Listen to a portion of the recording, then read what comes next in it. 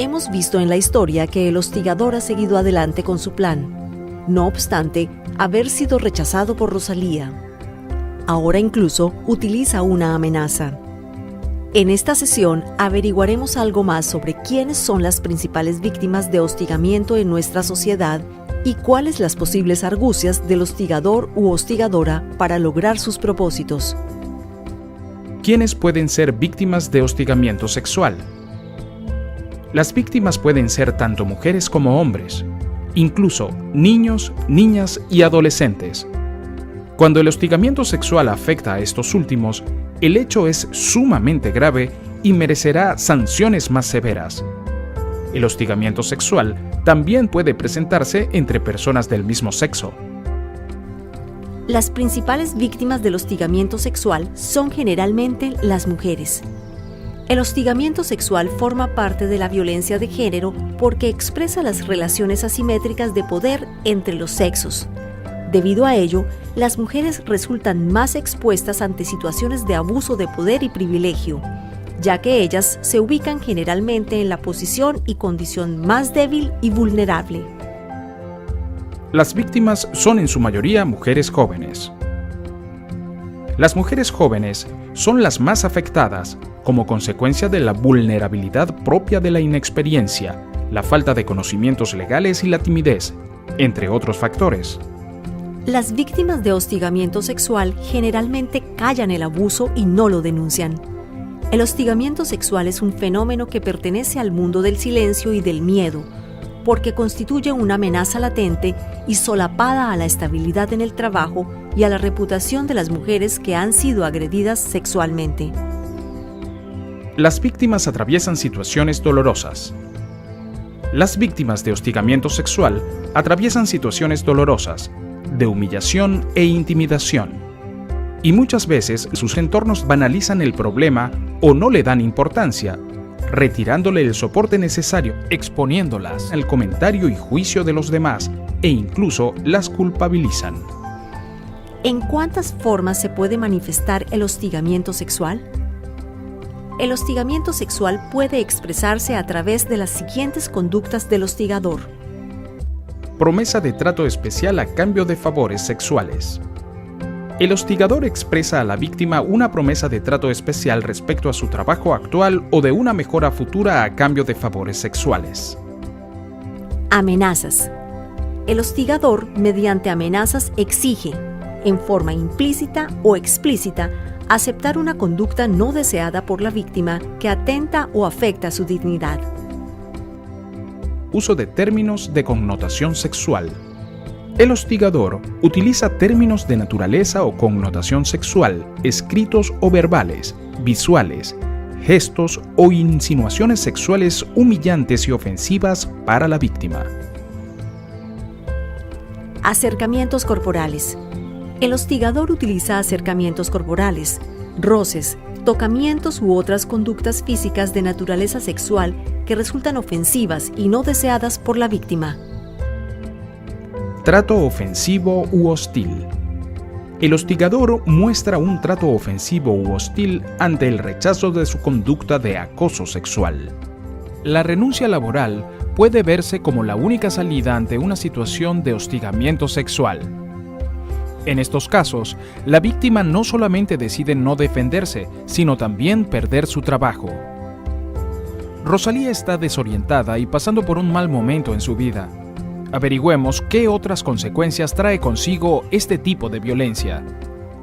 ¿Cuáles son las consecuencias psicológicas, psicosomáticas y sociales que se presentan frente al hostigamiento sexual? A nivel individual, el hostigamiento sexual afecta la calidad de vida de la persona. Físicamente, el cuerpo somatiza el conflicto, manifestándose en crisis emotivas, llanto, sudor de manos, temblor, náuseas, insomnio, ansiedad e irritabilidad. A nivel psicológico. A nivel psicológico se pierde la capacidad de prestar atención, afecta la autoestima, surgen sentimientos de culpa, de humillación y se vive un estado de permanente tensión. Hay pérdida de interés en las labores y se presenta un deseo de cambio de lugar de trabajo. A nivel social, El hostigamiento sexual promueve patrones culturales discriminatorios, fomentando la desvalorización de lo femenino.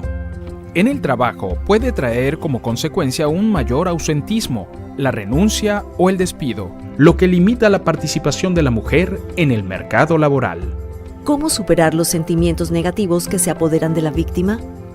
La víctima de hostigamiento sexual pasa por una serie de sensaciones, dudas y decisiones que es necesario conocer para comprender su actitud y brindarle el apoyo necesario. Como en el caso de Rosalía, siente vergüenza y otros sentimientos negativos. Por otra parte, es objeto de rumores en la oficina. Vemos también que la amiga de Rosalía le aconseja y la anima a denunciar para detener el abuso y decirle a las y los hostigadores que no tienen cabida en nuestras instituciones y que merecen no solamente nuestra sanción moral, sino también de la justicia. Temor de haber interpretado mal los hechos. A la víctima le sobreviene la duda de haber interpretado mal los hechos. No puede creer que la actitud de tal o cual compañero, o del jefe o jefa, haya cambiado tanto. Incomprensión del hecho. La víctima siente no haber comprendido a tiempo cuándo una relación que podía considerarse cordial, cercana y de confianza, pasó a ser una relación de hostigamiento. Cambio de actitud respecto al hostigador u hostigadora.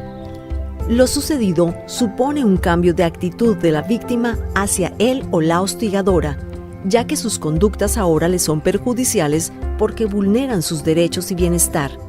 No debe sentir pena por ello. Posiblemente el hostigador u hostigadora aparentó ser una buena persona, un buen jefe o jefa o un buen compañero, para generar en ella o en él la confianza que necesitaba para realizar el acoso. Temor a hablar sobre lo ocurrido. La víctima de hostigamiento sexual no quiere hablar de lo ocurrido. Ella vivió una experiencia humillante y denigrante en la que se vulneraron sus derechos. Es posible que tenga sentimientos encontrados y de culpa que le cause vergüenza ante los demás. Ella debe superar estos sentimientos y conversar sobre el hecho con alguien de confianza. De esta manera puede encontrar solidaridad y protección en su ambiente laboral para salir adelante. La víctima siente culpa. Al analizar lo ocurrido, es posible que la víctima se autoinculpe al considerar que su actitud condicionó de alguna manera el hostigamiento. Se culpa por el trato amable que dio al hostigador u hostigadora, por su forma de vestir o por no haber establecido distancia oportunamente. Sin embargo, nada justifica el acoso sexual. Sensación de vergüenza. La víctima de hostigamiento sexual puede sentir vergüenza al verse involucrada en una situación como esta. Aún no siendo ella quien ocasiona el hecho agraviante, se siente públicamente vulnerable y expuesta a la crítica de los demás. Temor a las represalias. El jefe, la jefa o el compañero de trabajo denunciado por hostigamiento sexual puede tomar represalias abiertas o encubiertas contra la persona que los está denunciando, haciendo uso de su poder y de sus relaciones. Esto ya se ha previsto, por eso, las medidas cautelares tienen el objetivo de proteger a la víctima de la acción del hostigador. Inseguridad y pérdida de derechos. El hostigamiento sexual trae consigo la sensación de una pérdida de derechos al haber sido estos vulnerados, lo que genera mucha inseguridad. La institución, a través de la Oficina de Recursos Humanos, así como de las y los compañeros de la víctima, debe ofrecerle soporte emocional y social frente a esta situación. Desconocimiento y desconfianza en los mecanismos de protección existentes. Se conoce muy poco que existe una ley que sanciona estos casos. Es necesario que las instituciones difundan esta ley y sus procedimientos para generar confianza en su personal. La prevención y sanción del hostigamiento sexual debe ser práctica institucionalizada en las organizaciones públicas y privadas. Ahora los invitamos a leer los contenidos y pasar a la evaluación de esta sesión.